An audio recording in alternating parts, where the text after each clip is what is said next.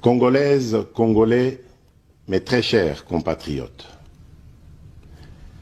je m'adresse solennellement à vous en ce jour dans un contexte exceptionnel en rapport avec la situation sécuritaire que connaît notre pays dans sa partie orientale.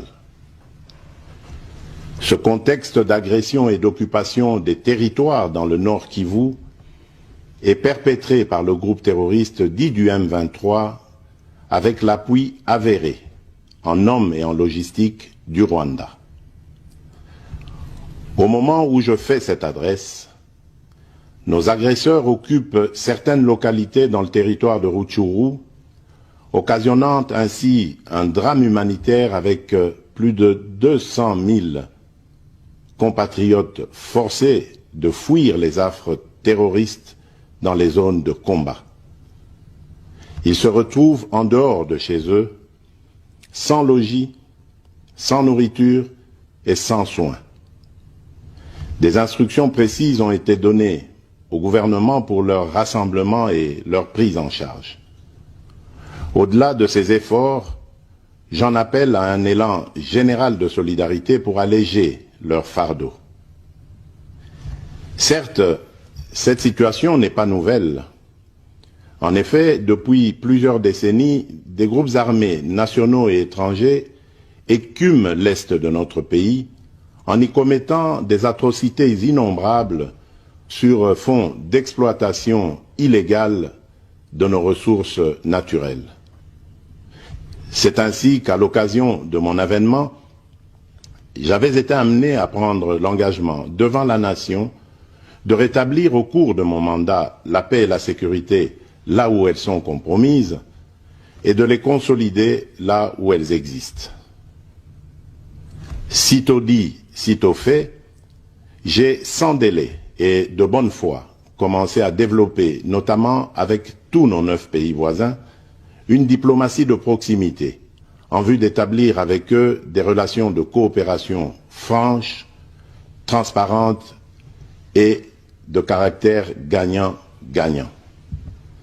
Avec l'Ouganda, par exemple, nous sommes allés jusqu'à décider de mutualiser nos forces armées afin de combattre ensemble la nébuleuse des ADF, une milice d'origine ougandaise qui cependant n'opère que dans le Nord Kivu. Et aussi, nous avons lancé 2 projets de construction de routes transnationales.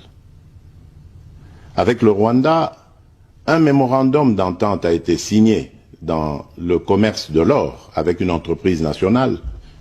Une ligne aérienne a été ouverte à la compagnie nationale rwandaise dans notre pays et un accord de non-double taxation a été signé.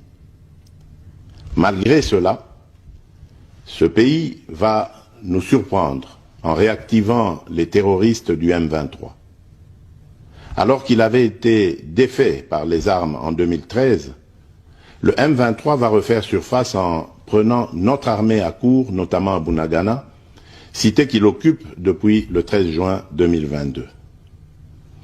En effet, sous la fallacieuse accusation de soutien des FARDC au FDLR, le Rwanda a en réalité des velléités expansionnistes, avec comme intérêt principal l'appropriation de nos minerais, et pour ce faire, il s'active à déstabiliser l'Est du Congo pour créer une zone de non-droit en vue d'assouvir ses appétits criminels. Pour faire face à cette situation, 2 options s'offraient à nous, la diplomatie ou la guerre. J'ai résolu de privilégier la première option, quitte à en venir à la seconde, faute de résultats. L'option diplomatique a donc été mise en œuvre.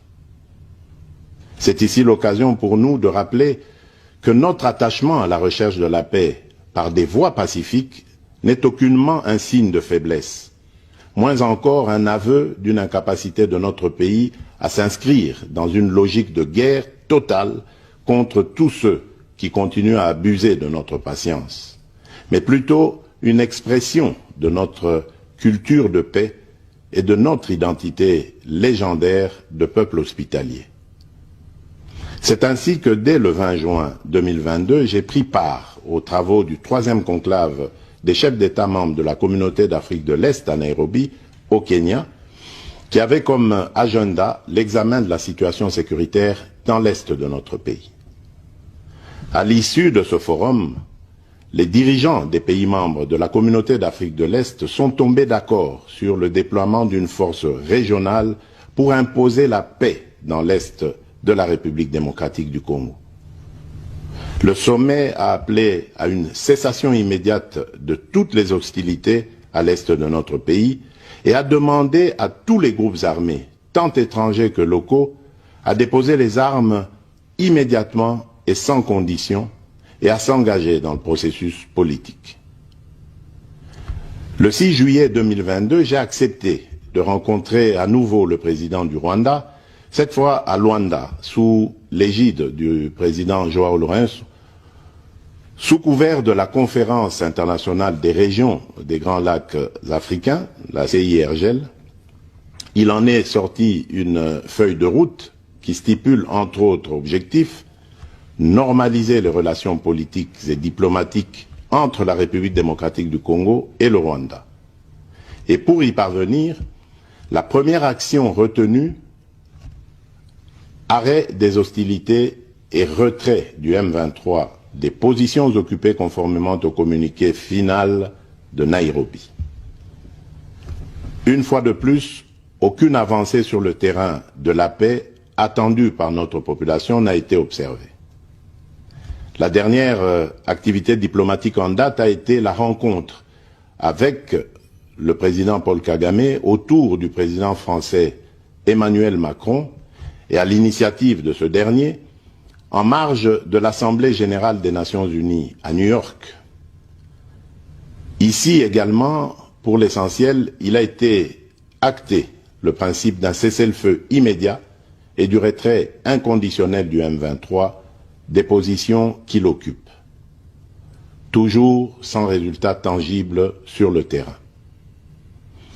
Mes chers compatriotes, comme vous pouvez le constater, malgré notre investissement et les efforts fournis dans cette optique, la paix et la sécurité ne sont pas au rendez-vous. Garant de l'indépendance, de l'unité nationale et de l'intégrité territoriale, je réitère mon engagement constitutionnel de défendre la patrie jusqu'au sacrifice suprême. Mes très chers compatriotes, ne doutons jamais qu'ensemble réfléchis et engagés, nous puissions changer le monde. À vous, nos vaillants soldats, vous qui avez pris l'engagement de servir sous le drapeau, je vous invite ici au sens élevé du patriotisme en ce temps particulièrement exceptionnel de notre histoire, de défendre notre pays, de protéger l'intégrité de son territoire et d'assurer la sécurité des Congolaises et des Congolais contre toute agression ou attaque d'où qu'elle vienne. À vous, mes très chers compatriotes, la guerre qui nous est imposée par nos voisins exige de chacun de nous des sacrifices. C'est le moment de taire nos divergences politiques pour défendre tous rassemblés notre mère patrie. Notre histoire et notre marche commune ont sans cesse démontré que, loin de s'effondrer, notre nation et son peuple ont toujours relevé ce genre de défi et nous en sommes toujours sortis victorieux. Restons tous unis et solidaires derrière nos forces de défense et de sécurité. La situation actuelle, loin de nous affecter, n'est qu'une épreuve de plus que nous allons surmonter pour raffermir davantage notre unité. Au-delà de tout clivage politique, idéologique, religieux et tribal, la défense de la mère patrie est le seul objectif qui doit nous unir en ce moment. Le pays nous appelle. La nation a besoin de l'engagement de toutes ses filles et de tous ses fils. Je vous appelle à ne pas céder